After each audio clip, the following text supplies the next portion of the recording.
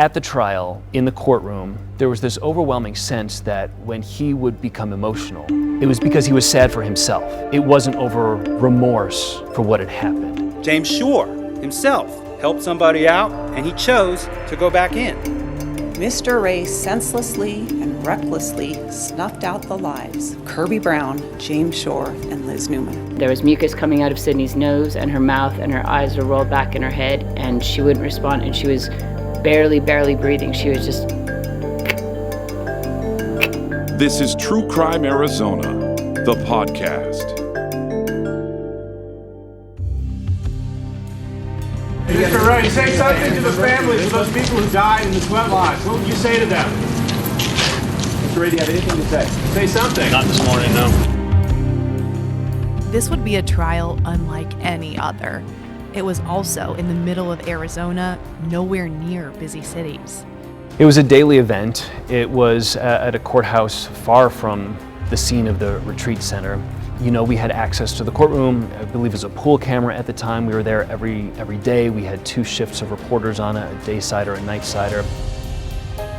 By now, it's 2011. It had been about a year and a half since 3TV's Jared Dillingham had first reported on the Sweat Lodge tragedy. He, like so many others, was curious and eager to hear what details would start to unravel in court and what attorneys on both sides would say. But even before the testimony in the courtroom began, some attorneys were already fired up and going public with things nobody had heard before.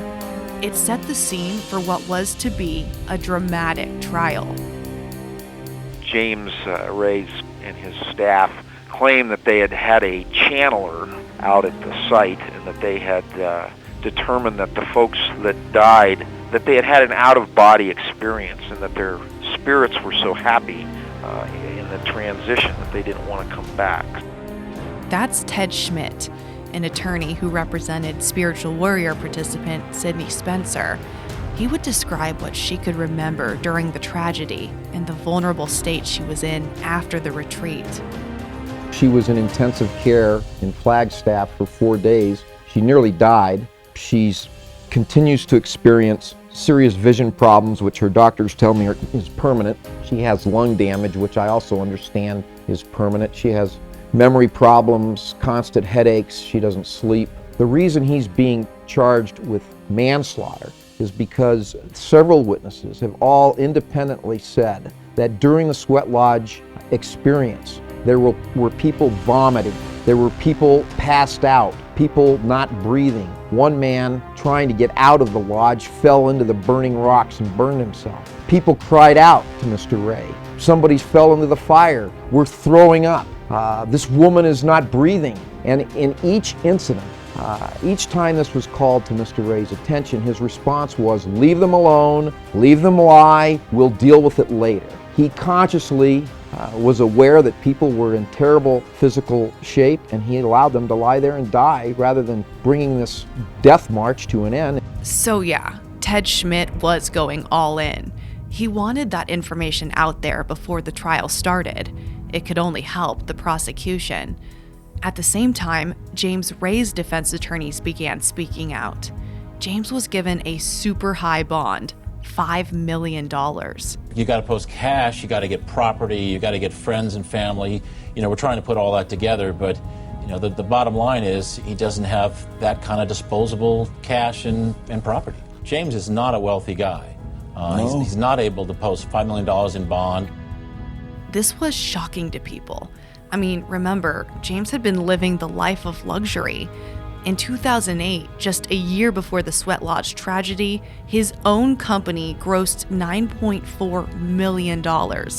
His Beverly Hills property was worth $4 million, next to Gwen Stefani and Britney Spears. Most people would call that wealthy. Really, really wealthy. Things had clearly come crumbling down. Court documents show he's more than $4 million in debt. His attorneys were doing anything to get that bond down. My client has no criminal history whatsoever. This should not be a criminal case. This should not be a criminal case. This was an accident. And, you know, I don't want to say that we're looking forward to it, but because we're going to be there, we're confident that if the truth comes out, no crime will be proven here. The judge bought it. James's bond was reduced from $5 million to $525,000. He could post it and get out of jail. Shackled at both his wrists and ankles, James Arthur Ray, heading to court, looks directly at the cameras, chin up. When asked if he has something to say about the charges, Not this morning, no. Connie Joy hadn't talked to James Ray in a while, but after all she had been through with him and the dozens of trips and retreats she had been on with him, she was ready for the trial and was a witness in it too. She saw James outside the courthouse. I was talking to a press reporter at a Prescott where my parents live, and he comes over, pushes like right in front of me, like an inch off the front of me, to come over and just shake the hand of the reporter, just saying something about, "Oh, it's nice to meet you," whatever. Then when he turned back around, he must have been just a couple inches off my nose, and just smirked and kept going. And that's his way of letting me know I was no longer worth speaking to. I was looking for that natural human compassion to come up, and I never saw it. Mr. Ray, how are the accommodations here in Yavapai County? Anything to say? James Ray was trying to ignore the media as the trial frenzy began. He was pleading not guilty to 3 counts of manslaughter. Just how all of our listeners got to learn about James Ray through his speaking tours and videos in episode 1 of this podcast season, the jury would be shown those videos in court too. And between the time of birth till the exit in the final battle, the ultimate battle, you either live an honorable life, you live with impeccability. Both the prosecution and defense started with opening statements. The lead prosecutor was Yavapai County Attorney Sheila Polk. Many witnesses in this trial will testify that by the end of the week, when they entered Mr. Ray's sweat lodge for the grand finale event, his heat endurance challenge, they were exhausted, mentally weak, and fully conditioned to follow Mr. Ray's instructions. What would you do if you knew right now that the person next to you was dying?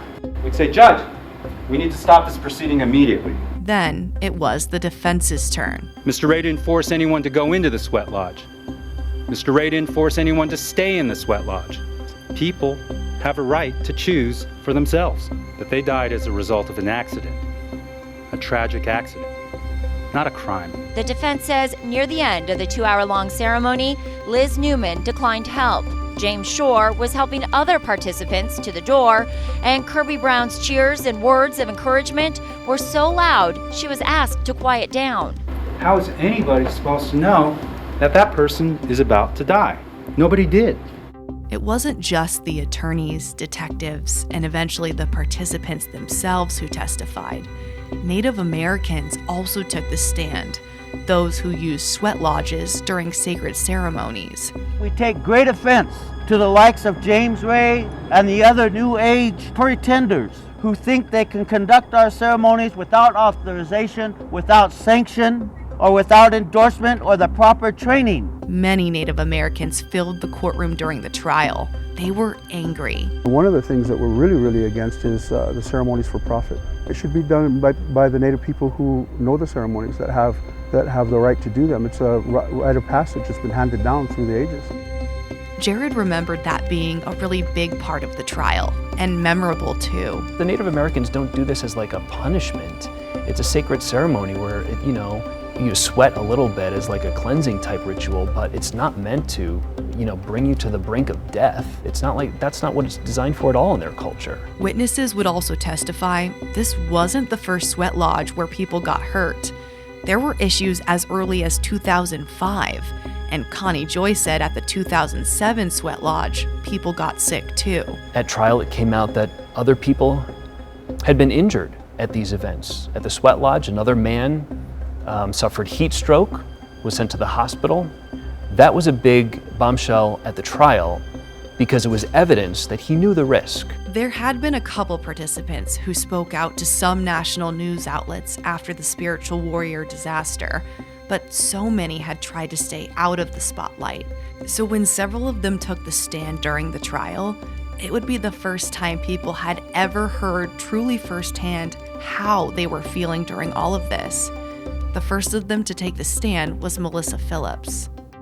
He was the person I entrusted myself to in the seminar and to learn from. And I felt he had a reason behind his requests. She was talking about James Ray and why she tried to push through the sweat lodge. I wanted to finish what I had started. I was hoping for an enlightening moment. I didn't want to disappoint either him, the dream team, or myself. Why, Miss Phillips, did you care about whether or not you would disappoint Mr. Ray? That I don't know. Melissa said she did leave the lodge at one point. It was just too much. But she didn't want to give up and went back inside. That's when she noticed a change, especially in Kirby Brown. I said 5 or 6 times, there's something wrong. She needs to be taken out. A lot of people seemed out of it. What do you mean by that they seemed out of it? A lot of moaning, people lying down, some delirium, confusion. Melissa said James did nothing to help, but she admitted she didn't do anything either. I did nothing. Do you know why? I felt that if there was real danger, the Dream Team members who were stationed at the north, south, east, and west would come help us. One of the Dream Team members there was Jennifer Haley. She was a hairdresser by trade. She also took the stand, and at first didn't like the prosecution's line of questioning. You keep putting words in my mouth here, and I said, it may be this, it may be that, I don't know what it is. I know he purposely didn't go and kill these people. She started to open up more the longer she was on the stand about how people viewed James at that retreat. If you shave your head, you feel pretty vulnerable. You don't feel like yourself. There's this state of mind that goes along with shaving your head, especially if you're a woman. Have you spoken to Ms. Polk or anyone from the Yavapai County Attorney's Office about the state's theory in this case that the participant's state of mind contributed to cause of death? No, he was too strong with the people. They were too intimidated to make up their mind, and they wanted to make him proud, and they were a little too committed to him than to themselves. If you had heard somebody inside the sweat lodge ceremony say somebody is unconscious or somebody is dying, what would you have done? I would have tried to help, but I certainly wouldn't have opened that door and gone in the sweat lodge to do anything, because James is in there. County Attorney Sheila Polk asks Jennifer why she wouldn't have gone in to help. We believed and trusted in his teachings. You don't go against James. Another participant took the stand, Dr. Wagner. She was in an interesting predicament. A doctor by trade, but a participant at the retreat. She told the courtroom how it unfolded for her as things started to go wrong. It sounded like hysterical screaming. She said she heard a man yell, "I'm going to die." The defense team questioned her. But you didn't think he was going to die, correct? Correct. Because if you would, as a medical doctor, you would have got up out of your seat, went out that door, and helped him, correct? Correct. If you would have known that, you would have used every ability and every skill and every ounce of your energy to help those folks, correct? Yes. I probably would have gone outside to look if I hadn't been told there's a nurse there. Dr. Wagner was seated close to the door where James Ray was seated. But when she got up, she noticed the back of the sweat lodge was much hotter, and she saw people passed out. The first person I tried to pick up, I was too weak to lift them, and it was because I was so hot that my strength just drained away. She says James then tells her to go to her room, but she doesn't. She sees Liz Newman unconscious on the ground. As I looked around, she was the only one who didn't have somebody tending to her. There was saliva and foam coming out of her mouth. What became a focal point of this trial was how much pressure James was putting on participants to stay in that lodge. He wasn't physically locking them in there, but the jury would have to decide if his influence and words were harmful enough to have led to their deaths. Dr. Beverly Bunn, a dentist from Texas and spiritual warrior participant, took the stand next. She said she tried to crawl outside the lodge, but James Ray stopped her. He said, "Beverly, especially you are stronger than this, and you know you can get through this. You can endure this. It's mind over matter." And a man asked how he could relieve himself, and I guess he had to urinate, and he was told just to do it right there. Beverly was Kirby Brown's roommate at the retreat. She saw Kirby inside the lodge. It was traumatic. And I can actually see Kirby's stomach going up and down, and I recognize her because I can see her in her bikini, so I know it's her. Doctor, I'm sorry. There was a lot of screaming going on. James said, quiet down, I'm in charge here. Everyone needs to be quiet right now." Remember when Sydney Spencer's attorney told reporters Sydney nearly died and was in the ICU for 4 days after? Beverly saw her on the brink of death. There was mucus coming out of Sydney's nose and her mouth, and her eyes were rolled back in her head, and she wouldn't respond, and she was barely breathing. She was just...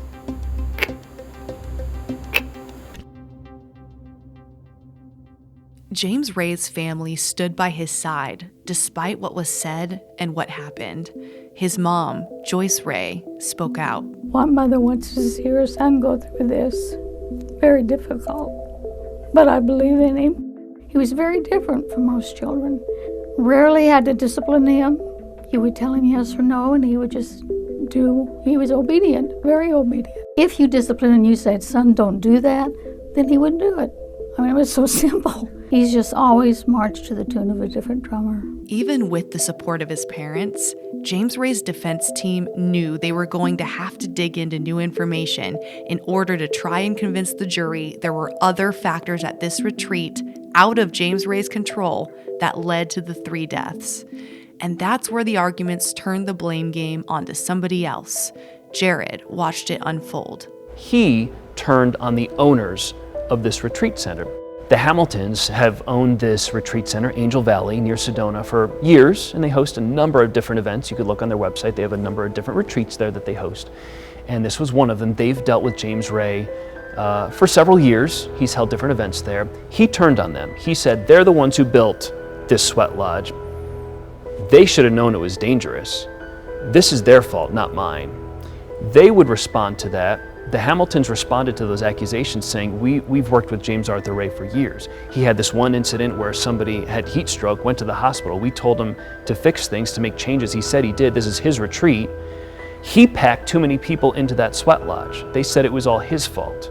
You know, there's one way in, one way out. This is the way he wanted it designed. They said he is a control freak, he is manipulative, and if he thought there might be any kind of problem with this sweat lodge, he would have let them know. He would have demanded changes. So they said it was all on him. It wasn't just that. They also blamed the Hamiltons for something else too. Toxins. That seemingly came out of left field. The defense said authorities failed to investigate other potential causes of death like toxins and poisons, and quoted the medical examiner's testimony. It's 51-49%. You can't rule out organophosphates. It's 51-49%. They said nobody was even close to heat stroke. People decided not to go in the sweat lodge. People went in the sweat lodge and came out. People went back in. James Shore himself helped somebody out, and he chose to go back in. Not a single person had a severely elevated temperature. Nobody was near the 104, 105, 106 mark for heat stroke. Yavapai County Attorney Sheila Polk was going to make sure her points were heard loud and clear by the jury before they went into deliberations. Kirby, James, and Liz all arrived at Angel Valley, full of hope and life. But when Mr. Ray took it upon himself to do this extreme event, when Mr. Ray intentionally used heat to create an altered mental state, telling participants to push through the pain in order to have a breakthrough, Mr. Ray senselessly and recklessly snuffed out the lives of Kirby Brown, James Shore, and Liz Newman. Time and time again, he chose to continue on, to ignore information that he had about people suffering. And he chose to bring in more rocks, bring in more water, create more heat, and create more steam. Mr. Ray told them that it was okay to pass out inside the sweat lodge and that they'd be taken care of. Think how different it would be if when Sidney Spencer was dragged out after the 6th, right in front of Mr. Ray, he had just stopped this event then. Ask yourselves why he did not. And in that answer lies the evidence as to why Mr. Ray is guilty beyond a reasonable doubt of reckless manslaughter. The trial lasted 50 days. That's a long trial. It was emotionally exhausting for everyone. Jared remembered something, though, that stood out about James over those months in the courtroom. At the trial, in the courtroom, there was this overwhelming sense that when he would become emotional, it was because he was sad for himself. It wasn't over remorse for what had happened and the loss of these people who'd come to his event. That was the sense of the family members of the people who died. And that was the sense from the prosecutors as well. They tried to hammer that home. And they said he was just nothing more than a snake oil salesman, nothing more. If James was convicted on 3 counts of manslaughter, he could have been in prison for many years. There was also a chance the jury could find him not guilty of all counts, and he would be free. Everyone held their breath as the verdict was read. And upon our oaths, do find the defendant, James Arthur Ray, on the offense of manslaughter as a result of the death of Kirby Brown as follows. Not guilty. Do find the defendant, James Arthur Ray, on the offense of negligent homicide as a result of the death of Kirby Brown as follows. Guilty. That exact same verdict was read for both James Shore and Liz Newman's deaths, too. He was convicted on 3 counts of negligent homicide, a much lesser charge than manslaughter. He would end up being sentenced to 2 years in prison. Randy Newman spoke to media outside the courthouse. He had been married to Liz Newman for 23 years. Very tough. It's been a showstopper in our lives for some people at times. It's been very, very difficult, very trying. I spoke with Liz and my 3 children, and we're very happy with the verdict. We think justice has been served. But not everyone felt good about this outcome. The Brown family was sickened by all they heard and learned through the trial. He knew what he was doing was potentially very dangerous. He had seen people go unconscious. He had seen them needing to be revived.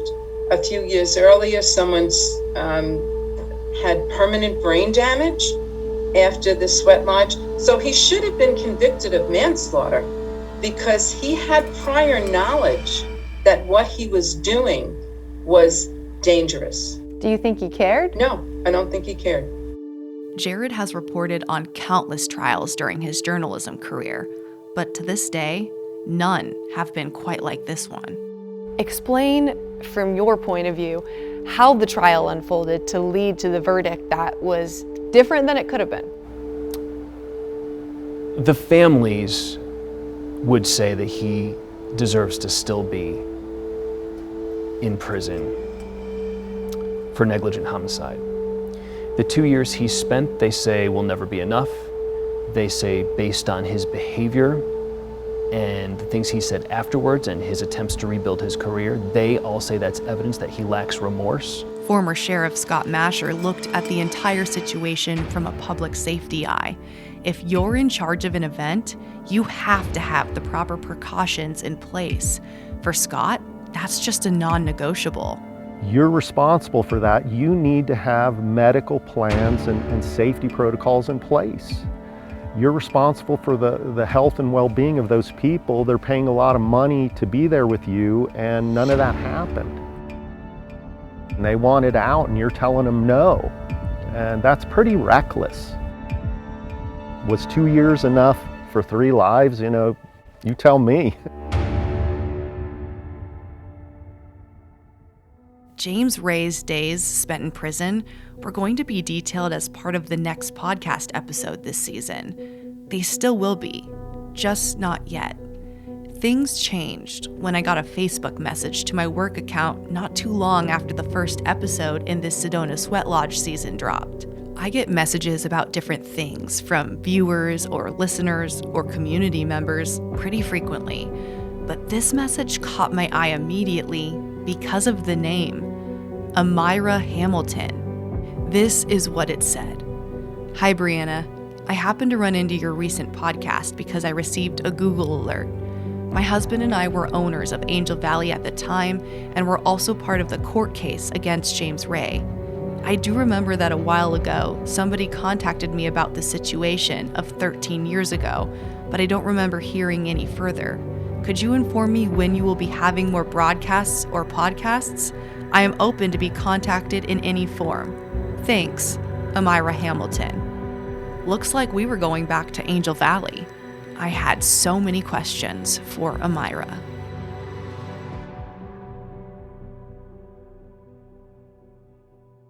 Next time on True Crime Arizona, the Sedona Sweat Lodge deaths. Did you know that James was going to turn on you at the trial? We could expect it, but we didn't know what kind of things they would come out with. A lot of things had also been mentioned about the covering of the Sweat Lodge. Tarps! I want you to talk to me about that part, because there was that part of the trial where they said, this is the Hamiltons' fault. I know. This whole thing about the Sweat Lodge, that was just such a bad thing. No, it was, how do you deal with it? These people were in there too long, too hot. That simple. True Crime Arizona, the podcast, is hosted by me, Brianna Whitney, and produced by Sergio Hernandez. It's a production of Arizona's Family, 3TV, CBS 5, and azfamily.com in Phoenix, Arizona.